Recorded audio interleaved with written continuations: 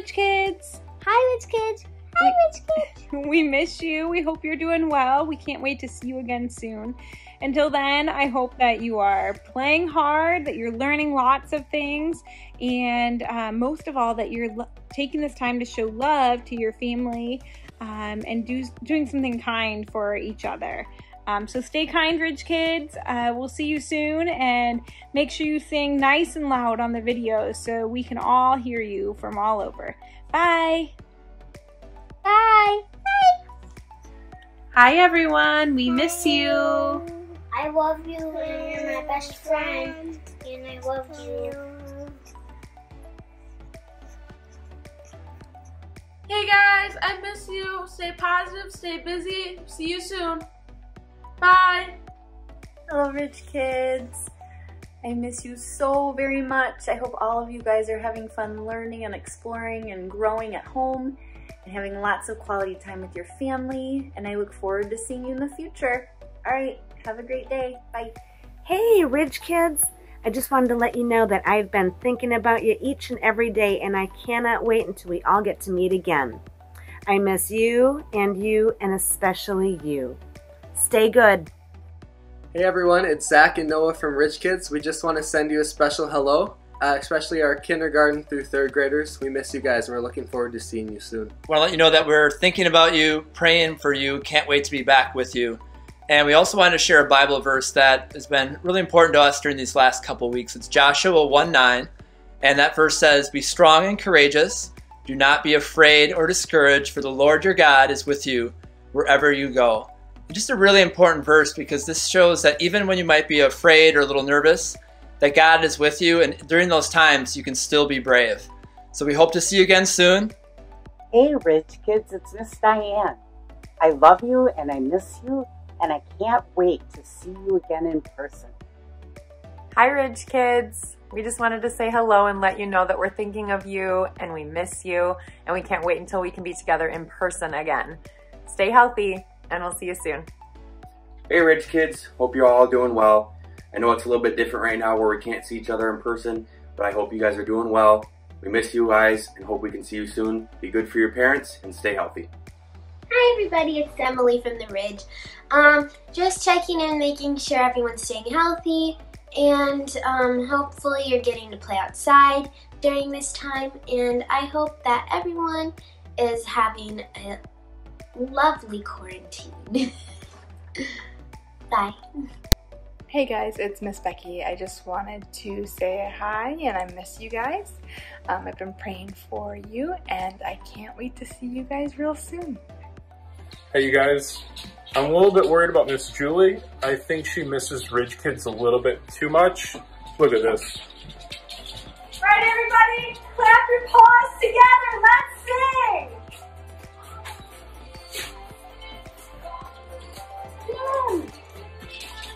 It's a little weird. Hi guys, we miss you. We hope you're doing great and we can't wait to see you soon. Take care.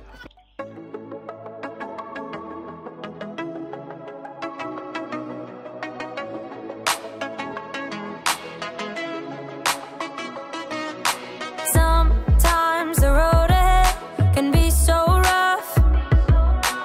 You are the reason why I don't give up. 'Cause even when it's hard to see, I still believe. So I'm gonna trust your love.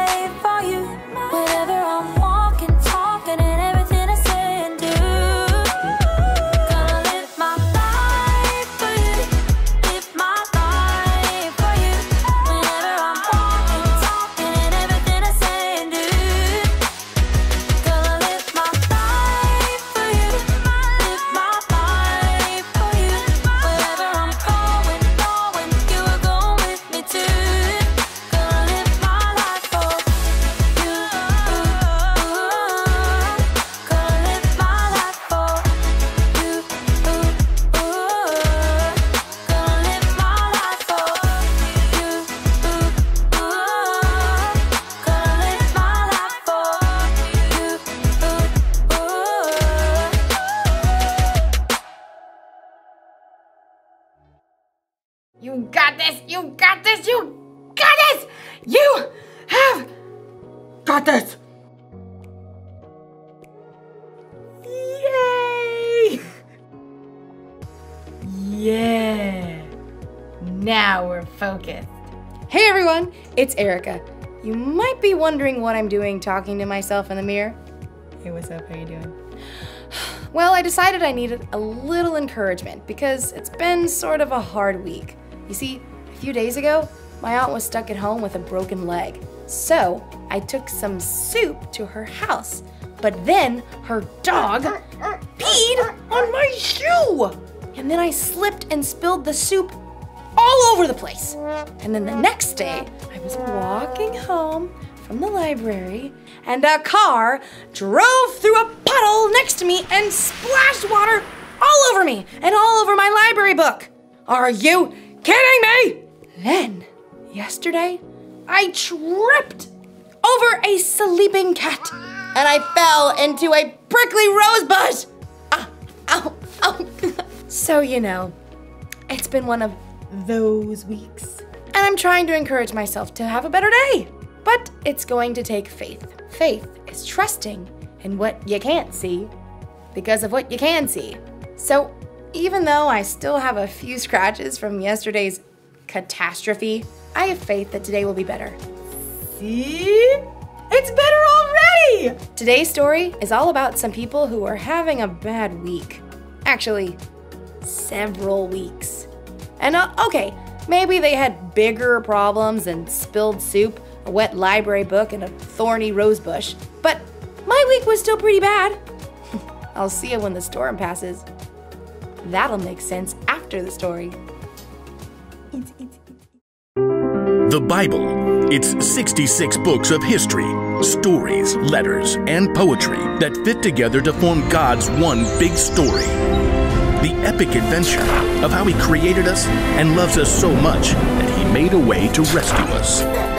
As we travel through the Bible, from Genesis to Revelation, we discover people who met God and found their lives changed forever. Now, for an amazing story, inspired by the book of Acts, chapters 27 and 28. Paul faced many difficult days because he taught so boldly about Jesus. He was beaten, made fun of, thrown into jail, and run out of town. At last, in Jerusalem, Paul was arrested by Roman soldiers after a mob tried to kill him. He speaks against our law! Get rid of that guy! Paul paced in his prison cell. The Lord stood next to him. Be brave. You have told people about me in Jerusalem. You must do the same in Rome. Because a group of Jews were plotting to kill him, Paul was taken to the governor in Caesarea. From there, he was ordered to Rome to stand trial before Caesar. Then, he was handed off to a Roman commander for the sea journey. I am Julius of the Imperial Guard. I am very imperious, but also a reasonable human being. Glad to hear it. Julius allowed Paul to visit with friends as they stopped at the port city of Sidon. From there, they sailed around Cyprus, transferred to a ship from Egypt, carrying grain to Italy. The ship fought against the wind for many days until they arrived in a town on the island of Crete called Fair Havens. It was already well into October, a risky time for sea travel. Men, I can see that our trip is going to be dangerous. The ship will be lost, and our own lives will be in danger. A reasonable concern. The pilot and ship's owner wanted to reach a better harbor for the winter. Pish posh. We can make it to Phoenix. Well... Feel that? Gentle southerly breeze. Perfection. We leave at once. Anchors away! But very soon, the gentle breeze transformed. Within a short time, the wind beat against the ship with the strength of a hurricane. The pilot gave up fighting the gale. Hoist the lifeboat! Secure ropes around the bow! Jettison the cargo! In the midst of the chaos, the Lord sent an angel to Paul. The next morning, Paul withstood the storm to encourage the crew and passengers. 276 people. First, not to say I told you so, but I told you so. Second, Not a problem. Last night an angel from God told me, "Do not be afraid, Paul. You must go on trial in front of Caesar." God has shown his grace by sparing the lives of all those sailing with you. But we must run the ship onto an island. On the 14th night of the storm, the sailors realized they were nearing land. The water's only 90 feet deep here. Drop the anchor. The crew was so afraid of crashing against the rocks that they lowered the lifeboats, planning to escape and leave the passengers. Julius, these men must stay with the ship. If they don't, you can't be saved. A reasonable request. Cut the ropes! The soldiers cut the ropes so the crew could not escape. Just before dawn, Paul gathered everyone on board, shouting above the wind. Not a problem. None of you will lose a single hair from your head. Now, I'm asking you to eat so you can live. Paul took bread and thanked God. He then broke the bread and ate it. Everyone was filled with hope while they had some food to eat as the gray morning dawned. There's the beach. Lift the anchors and we'll run her aground. But as the pilot steered desperately for shore, the ship hit a sandbar and began to break into pieces. The soldiers were planning to kill Paul and the other prisoners to keep them from swimming to freedom. Stop! Don't hurt them! Paul must live! Everyone overboard! Swim to land or grab a piece of the wreckage! Miraculously, everyone made it to shore, just as God had promised. Welcome to Malta. The people of Malta were unusually kind as they built a fire to welcome this large group of wet and stranded visitors. I'll fetch some more firewood. Paul tossed sticks into the fire. Then, a deadly snake slithered out and sunk his teeth into Paul's hand. This man must be a murderer. The gods won't let him live. Not a problem. Totally fine. Paul simply shook the snake into the fire. When the people saw he was unharmed, they decided he was a god. Publius, a chief official, welcomed Paul and the others into his home. Take whatever you need. Paul discovered that Publius' father was very sick, so he prayed. Jesus, please, heal this man. Publius' father was made well. All the sick people on the island flocked to see Paul, and they too were healed. Paul had so much respect on Malta that when it was time to leave, the people of Malta gave him all the supplies they needed. Bon voyage! At long last, Paul neared Rome. The believers had heard he was on his way and traveled to meet him. Welcome to Rome. I thank God for you all. In Rome, Paul was allowed to live in his own home, under guard. For 2 years, he welcomed anyone who came to see him. He told Jews and Gentiles alike the good news of Jesus, just as God promised he would. So, a shipwreck is probably worse than tripping on a cat, but a bad week is a bad week. And the important thing to realize is that we all have problems, and we all get to choose how we react to those problems. Paul chose to trust that God was with him no matter what he was going through. You see, Paul understood that God had a bigger plan. Ever since Paul came to know Jesus as God's son, he had devoted his life to telling others about Jesus. And Paul knew that no matter what problems he faced, they were worth it if it helped him spread the good news of Jesus to the world.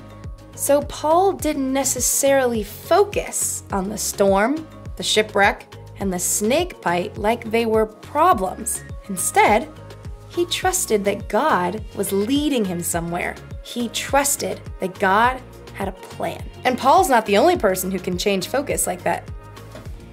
We can too! When we hope and trust in Jesus, it can change how we look at our problems. That's the one thing to remember today. Knowing Jesus changes the way you see your problems. When you're having one of those weeks, or months, or years, or whenever we have a problem, sometimes the bad stuff is all we can focus on. But when you know that God has a plan and that Jesus is always with you, it can help take the focus off yourself and put your focus on Him. Whenever you're facing tough situations, remembering that God is with you can make it less hard or scary. So don't forget, God has got this. See you next time. Bye.